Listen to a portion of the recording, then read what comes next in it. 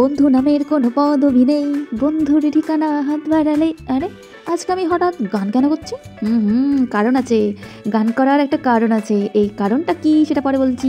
তার আগে চলো আমার সাথে তোমরাও রেডি হয়ে নাও, যেতে হবে এক জায়গায়। কোথায় যাচ্ছি তার জন্য তোমাদের পুরো ভিডিওটা দেখতে হবে।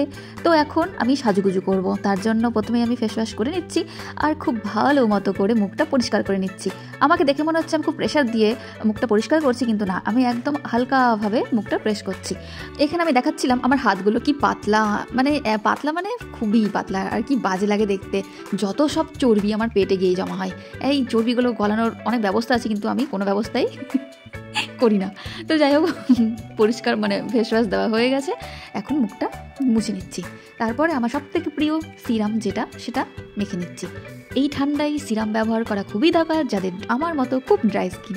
তো চলো স্টেপ বাই স্টেপ আমি আমার কাজগুলো তাড়াতাড়ি করে নিই। সিরাম অ্যাপ্লাই করার সময় কিন্তু মুখে একদমই ঘষবে না, এরকম ড্যাব ড্যাব ড্যাব ড্যাব করবে, তবেই সিরামটা বেশি কাজে দেয়, মুখ ফেসের জন্য খুবই উপকারী।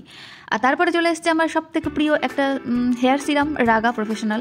তো কোথাও যাওয়ার আগে অবশ্যই এটাকে হালকা হাতে জাস্ট সামান্য অল্প নেবে, তারপরে গোটা চুলে এভাবে আলতোভাবে লাগিয়ে নেবে। তো যাই হোক, আমি কিছু কাজ এগিয়ে রাখছি।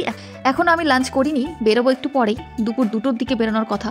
তার আগে যেগুলো কাজ আছে সেগুলো করে নিচ্ছি। আর আমার সবথেকে প্রিয় এই 3টে জিনিস খুবই প্রিয়, সিরাম আর নিভিয়া সফট, ঠিক আছে? যাদের ধরো ড্রাই স্কিন তাদের জন্য নিভিয়া সফট খুবই উপকারী। আর লিপস্টিক না লাগালে তো চলবেই না দুপুরবেলা, তাই হালকা নিউড একটা কালার আমি এখানে ব্যবহার করেছি।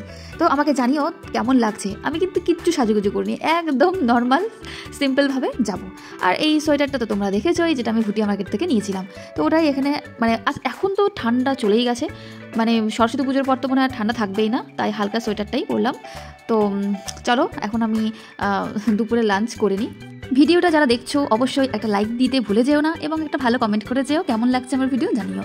এখন আমি খাওয়া দাওয়া করে রেডি হয়ে বেরিয়ে গেছি। আর আমার বাইরে বেরিয়ে ভিডিও করতে খুবই লজ্জা লাগে, জানি না সবাই কেমন করে রাস্তায় দাঁড়িয়ে বিভিন্ন জায়গায় রিলস করে, আমার তো খুবই লজ্জা লাগে। এবং যারা রিলস করে তাদেরকে আমি ভাবি যে এদেরকে একটুও লজ্জা করে না, আমি ভাবি যে এদের সত্যি সাহস আছে।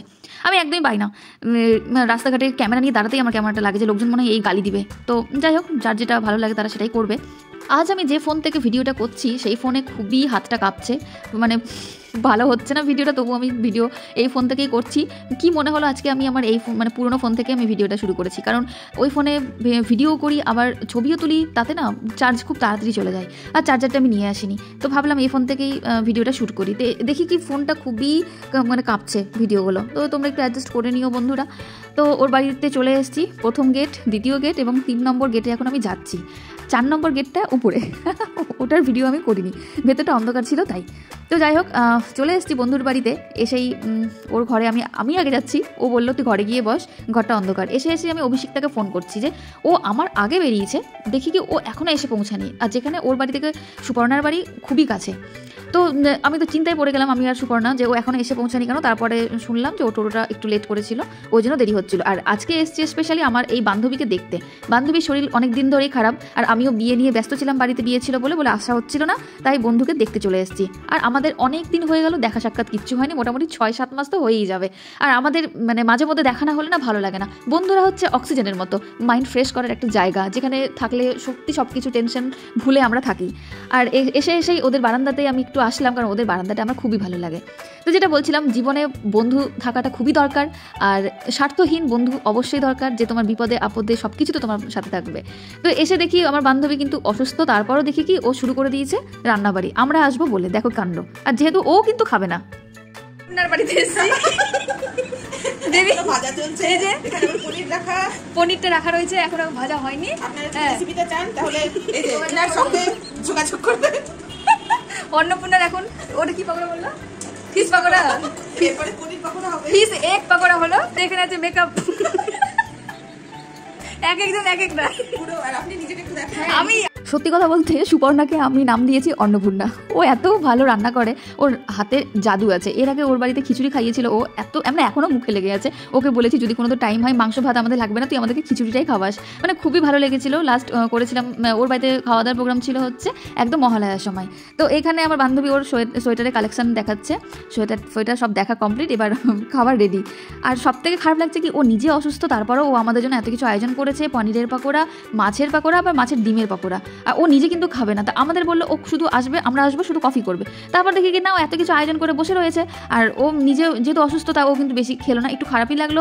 তো কি বলবো, কিছু বলার নেই। আর ওকে বললাম যে আমি তো তোকে ফলমূল দিয়ে গেলাম, আর অভিষেক তো তোকে এনসিওর দিয়ে গেল, তো তুই এবার এনসিওরটা বানিয়ে নিয়ে এবার আমাদের সাথে বসে তুই খা। তো ওকে না, ওকে বললাম না তো তুই ফলগুলোকে সাজিয়ে রেখে দিবি, খাবি না। তো যাই হোক সব রকম তোকে বলে এসেছি। আর এখানে টেস্ট করে দেখলাম দারুণ হয়েছিল। মানে ওর হাতে জাদু আছে, আমি আগেই বলেছি। আর এখন আমরা সবাই বেরোচ্ছি, অনেক মানে 5টা সাড়ে 5টা বেজে গেছিলো বলে এখন আমরা বেরিয়ে পড়লাম। আজকের আড্ডাটা অনেক দিন পর জমলো যাকে বলে, মাঝে মাঝে এরকম আড্ডাটা খুব দরকার। তো যাই হোক অভিষেকটা আমাকে টোটোতে উঠিয়ে দিল, তারপরে ও অন্য টোটো ধরে বাড়ি যাবে। তো যাই হোক আজকের ভিডিওটা তোমাদের আশা করি খুব ভালো লাগলো। তো আজকের ভিডিওটা এখানে শেষ করছি। সবাই ভালো থেকো, সুস্থ থেকো, দেখা হচ্ছে নেক্সট কোনো ভিডিওয়। টাটা।